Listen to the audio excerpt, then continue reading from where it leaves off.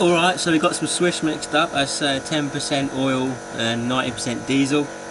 And we're just going to give it a little coat underneath, keep it protected, you know. I'm not really a believer in underseal. I think it just hides the rust, and whatever you paint it over just rusts underneath unless you've stripped it back to bare metal and primed it.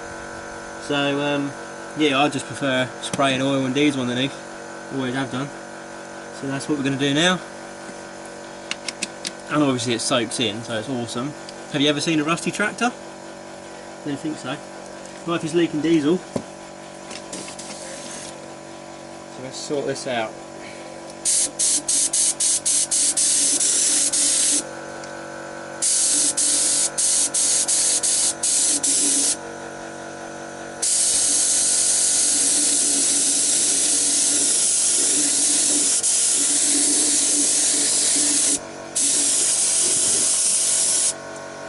As you can see, I've protected the tyres. I didn't want them getting diesely.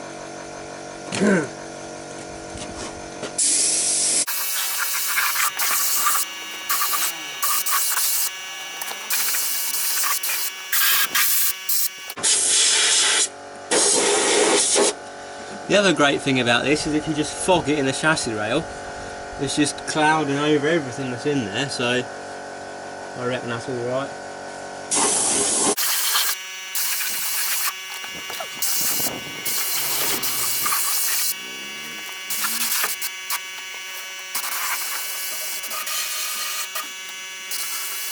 So what I shall also be doing is taking the rubber bungs out the bottom of the seal and fogging a bit of this mixture inside the seals just to protect the inside. Now the insides have definitely got some kind of coating on, because when I cut up my parts truck the inside of the seal was actually basically new, but there's no harm in being thorough. So we shall take the plugs out and fog that in there, protect the insides, spray the outsides, and then I might just dust a bit over the skid pans, because they're obviously been skidding around a lot and it's taken half the paint off of those, so why not, basically. Just don't obviously get the rubber, so like you can see I've taped up the wheels so I don't get it over the wheels or the back of the brakes, whatever, you know, don't go mad. Yeah, so you can see the long range tank and what have you, and there's an extra bracket up there to support it because it's obviously on the original mounts and then to the left a little bit, so to stop it from, you know, potentially having any drama. It's got that on there. I'm just going to get out from under here because I can still fucking taste diesel.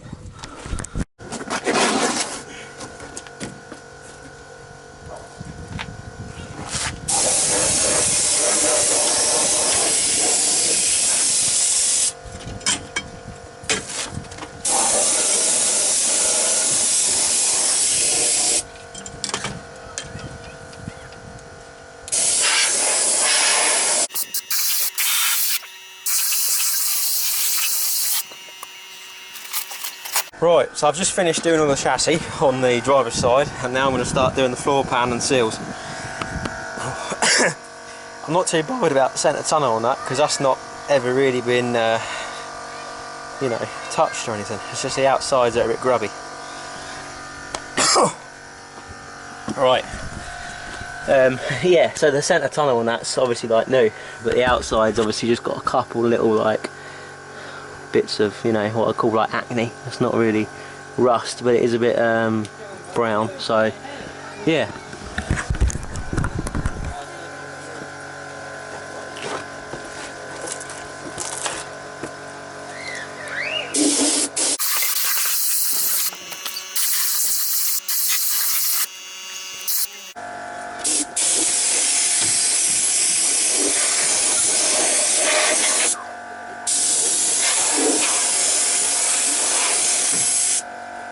Right, so that's the driver's side done. Ooh.